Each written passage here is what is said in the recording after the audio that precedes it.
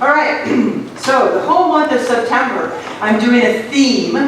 It's called The Basics Applied to Everyday Life. And so I'm going to do a very quick recap. If you haven't been here and you'd like to see them, you can go on our website, or you can get on our email blast, or you can go directly to our YouTube channel and you can look up other past talks. The YouTube channel is Harmony TV. Very excited that that's happened. So you can go back and catch on. The reason that I do this is this first slide that I have up here. The next one, that one. Okay. To learn how to think is to learn how to live. That really wraps itself around everything that I'm doing. We don't teach you what to think. We want you to learn how to think. And you can apply this to all of my topics. Learning how to think, in a nutshell, means learning how to think from the infinite, knowing that we are co-creating all the time.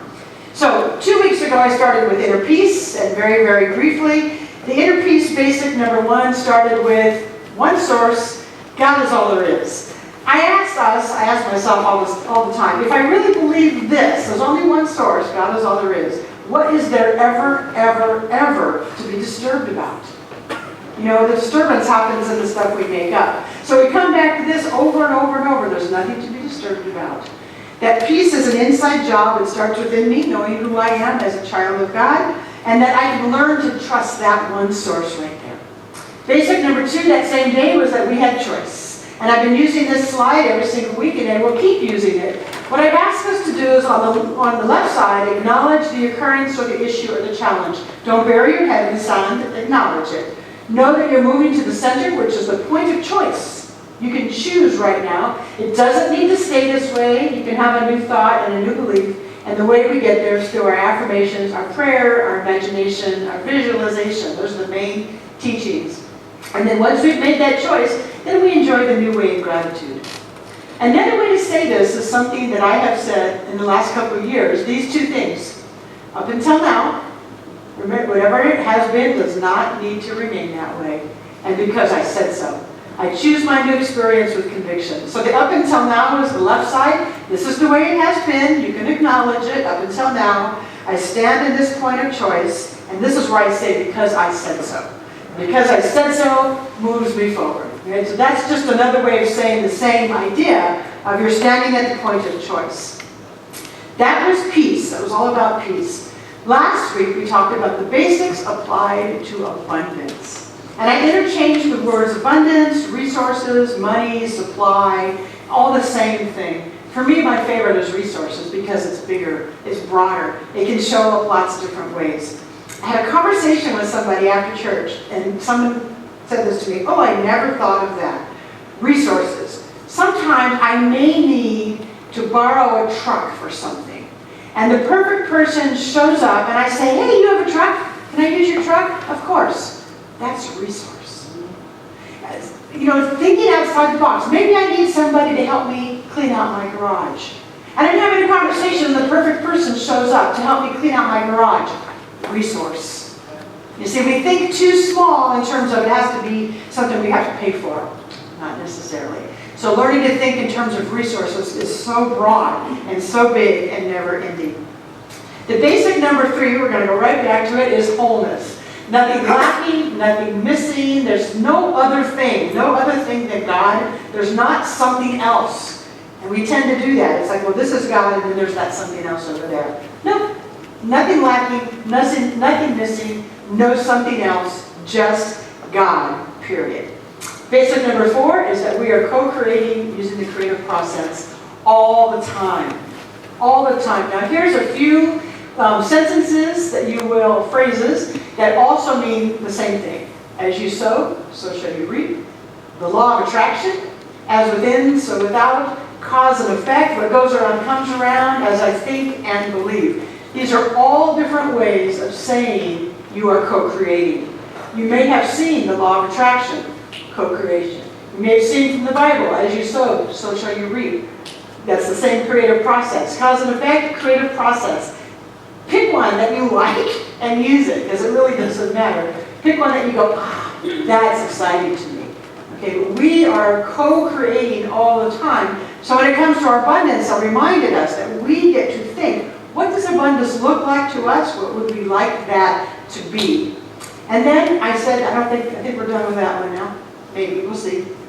The way we activate it is through giving and receiving. We need to keep our valve of flow wide open. Some of us need to practice more giving, some of us need to practice more receiving. Both things are equally important. And I finished last week with saying this: the sign language, believe, is so important from here to here. I've got it, I capture it, not from here and then I forget it, but from here to here. I believe what I'm saying. Okay, now I'm talking really fast because I want to get to today. So if you missed any of that, you can go to the website and see those things. I'm going to begin our health topic, the basics applied to health, with two things that I did say last week that very much fit for today. One of them is this: just because we don't see something in our life right now doesn't mean it's not possible. Humans tend to do that. We tend to look too limited and we think, well, I don't have that kind of money. Well, maybe right this very moment you don't, but doesn't mean it's not possible for you to have that. I don't have that kind of health. Well, maybe you're not seeing it right now in your health, but it doesn't mean it's not possible to have it. Okay, so just because something isn't showing up at this very moment doesn't mean it's not possible for you to attract it, for you to manifest it. And the other thing I said that also applies to our health is take the highest thought you can right now, really about any subject. But for right now, we're going to say health. Take the highest healthful thought you can and just expand on that a little bit. And as you expand on that, when you feel like you get to the new place in consciousness, step up on that. And then from that place, you're at a new place. Now, take the highest thought that you can now and expand on it. And keep repeating and keep repeating and keep repeating until you start to realize, I'm living from a new place. I'm living from an infinite God place. Taking that highest thought and repeat over and over and over.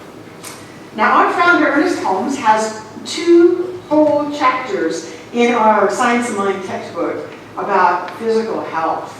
A lot. I had to pick just a couple of things. So let you hear this from him.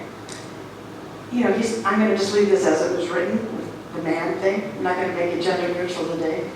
Man's life, in reality, is spiritual and mental. And until his thought is healed, no form of cure will be permanent. Don't let that scare you. What that's saying is, you can go to the doctor and have all these wonderful things happen, but if you have not healed the thought, chances are it's coming back. Just we need to heal a thought. Until a thought is healed, no form of cure will be permanent. We understand that health is a mental as well as a physical state. Mental as well as a physical state. We are thinking ourselves into our state of health by and large. Now, what I'm not going to talk about today, just so you know, I'm not going to talk about mental health as it pertains to things like neuroses and psychosis. Not going there. Mental in the sense that it's through our thoughts and our beliefs through our body.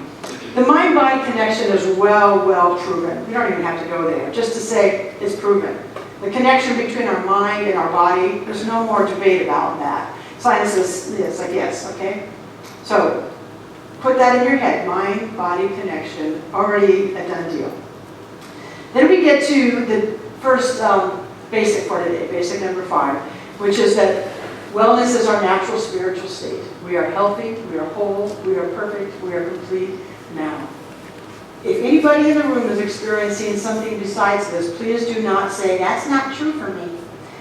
Keep your mind open to this. You may be experiencing something right now that doesn't look like this, but stay open-minded to this. Wellness is your natural spiritual state. You are healthy, whole, perfect, and complete right now.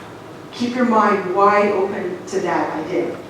And then let me do the second one of Ernest Holmes so I can put my book down. He says, the spiritual man needs no healing.